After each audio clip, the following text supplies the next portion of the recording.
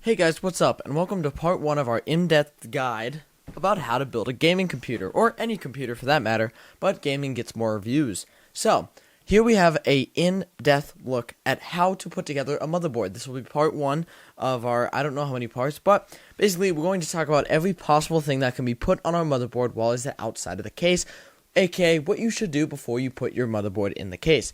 Friendly reminder, before you put your motherboard in the case, you should always put your I.O. shield in your case first. The I.O. shield basically just goes on the back.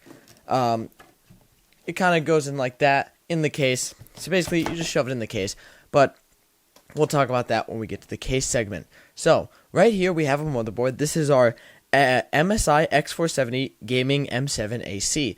I chose this motherboard because it's actually very confusing. Even though I built a lot of PCs, very confused at first. So I thought, if I could do a confusing motherboard, you can do an easy one. So, let's talk about what we have here first. So we have our CPU socket and our PCIe slots, but that's not what we're talking about. We're not going super in depth. We're just talking about how to build a PC. So, step 1 of building any PC is to choose your processor. Now, we had many choices here. I thought about a Ryzen 5 3600, but then decided I thought I would do something else with that. Then I decided maybe I'll use a 2300X for this build, but that just didn't seem right either. So I had choices, a 2700X or a 2700X 50th Anniversary Edition.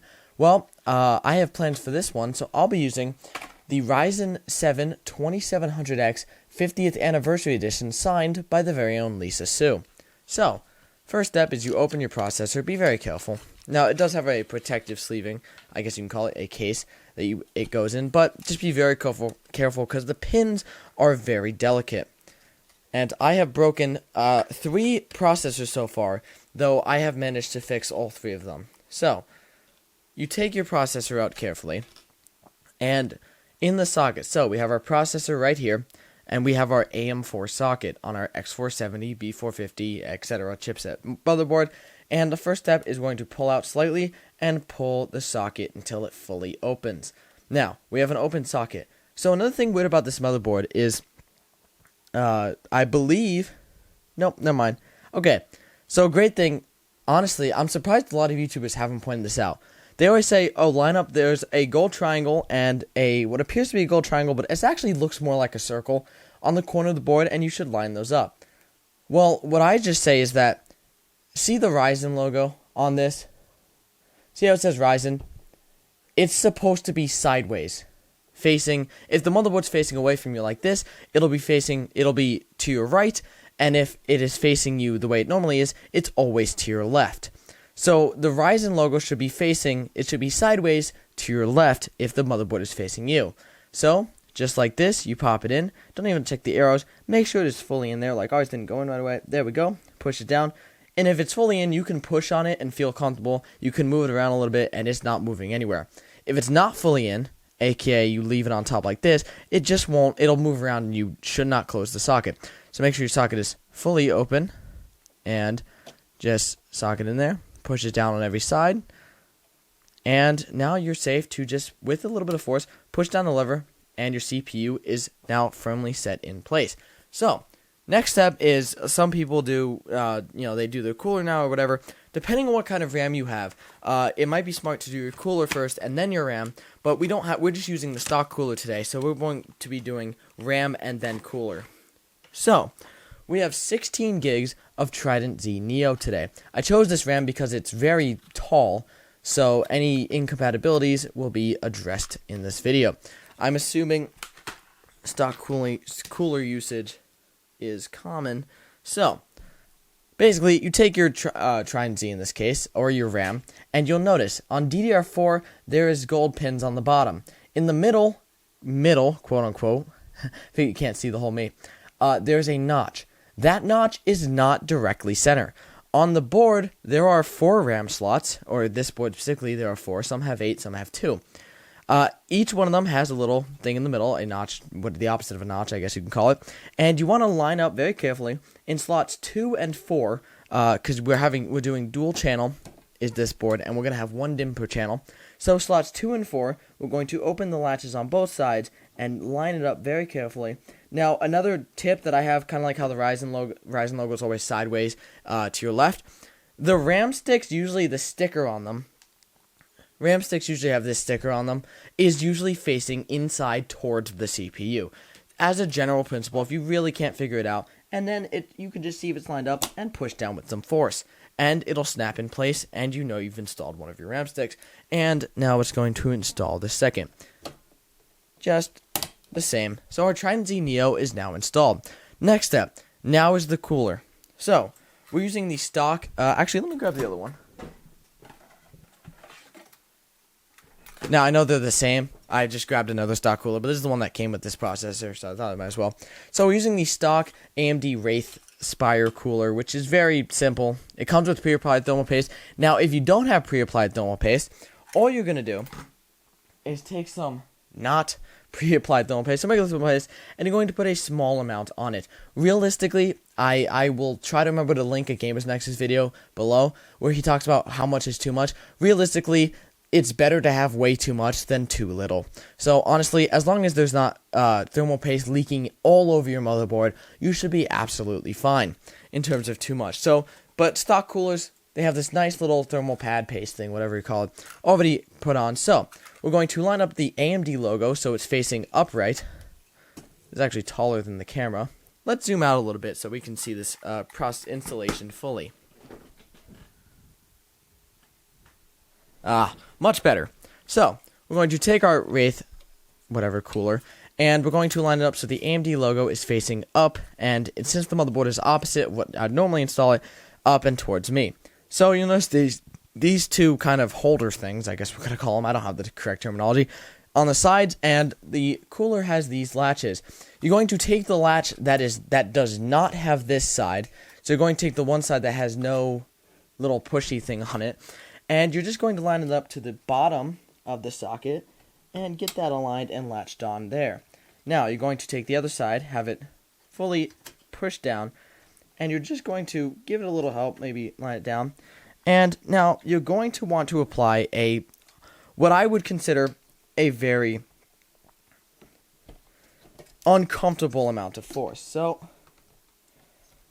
it's a pain. I'm not going to lie, this cooler is sometimes a pain. Sometimes it's pretty easy.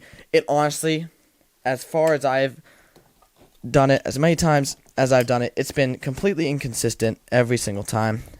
Just like that.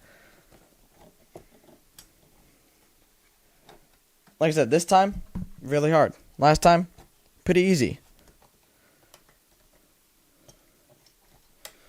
And just make sure you're making proper contact, that snap on, and then just pull the lever with now what's definitely an uncomfortable amount of force. But you should be able to pick up now don't do that. You should be able to pick up your entire $200 motherboard with your cooler itself. That's how tightly it's mounted on, because you want to have it have a lot of pressure to fill any air bubbles and stuff between the motherboard and that. So, that is everything we need to talk about in terms of installing, except for, actually, now this is kind of an optional thing. We're going to install an M.2 SSD, because it is something on the motherboard that you would install before putting it in your case. So, I highly suggest iFixit screwdrivers. They have so many multi-bits and all that stuff, and yada yada, the fancy spiel, not sponsored. So, this motherboard, like I said, very confusing, is some more expensive motherboards, even some on the lower end, will have heat sinks for the M.2s. If your board doesn't, you can ignore the part where I'm taking out the heat sink. But I'm trying to take off this giant heat sink, which is also over the chipset, so that I can get to my two M.2 slots. So, oh my, wow, that is so cool. It folds up. Look at that. So, one thing you need to note right now. Some thermal pads, so this one you can see it's blue. It looks like there's plastic on this one. And this one was hard to see. I can almost not see it. And I'm honestly probably going to tail the thermal pad a little bit. Or tear it off the thing. Hope I'm right about this. Well, let's see with the blue one. So, thermal pads will often have these peel away things on them. Okay, it looks like that's just what it's supposed to... No, there's no way. So, see, guys, even I get confused. Like I said, I don't know why one of them has blue and one of them doesn't. It's weird. This one looks kind of plastically. Now, honestly, I don't think any of you are using this board. I don't think you'll have this same issue. But they'll usually have this little peel away strip that's almost always blue, and you just peel it right off.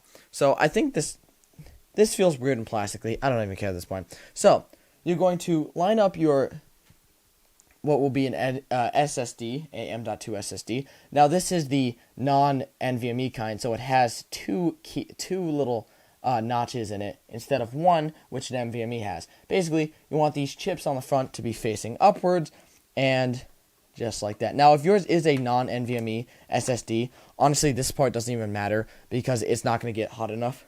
In most cases, not going to be hot enough to actually cause any damage. And now we're just going to fold what is this down, or normally you just put your heatsink back on, and we're just going to screw it down right through the hole in the M.2. Like I said, if you don't have a heatsink, just do the same thing, but push the M.2 down and screw in the screw to the motherboard, aka the standoff.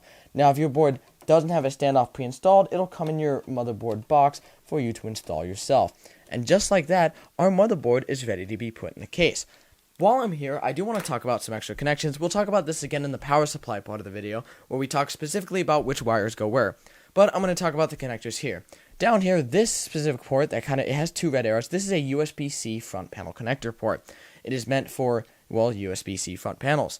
This right here is USB 3.0. This is for USB Type-A 3.0 front panel connectors. This is a fan header, obviously, but the biggest important part is we have our 24-pin connector, which can only go to one cord on the power supply.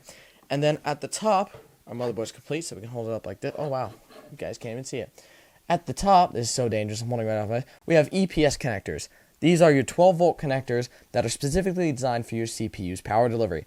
This one has two 8-volts, which I thought was amazing. Most AM4 boards right now have only one 8-port, or maybe one 8 and one 4, but they almost never have two 8-pins. Especially for B450 or boards like this. This is just a special board. Like I said, it's very confusing. We'll talk about that in the power supply video later. I hope you guys kind of learned something. This was part 1. Part 2 will be discussing what to do next, aka putting it into your case. That's the point. I hope you guys kind of enjoyed. If you have any suggestions or want to leave a comment, please leave a like, leave a comment below. Thank you guys so much for watching. I love you guys. I'll see you in the next one. Peace.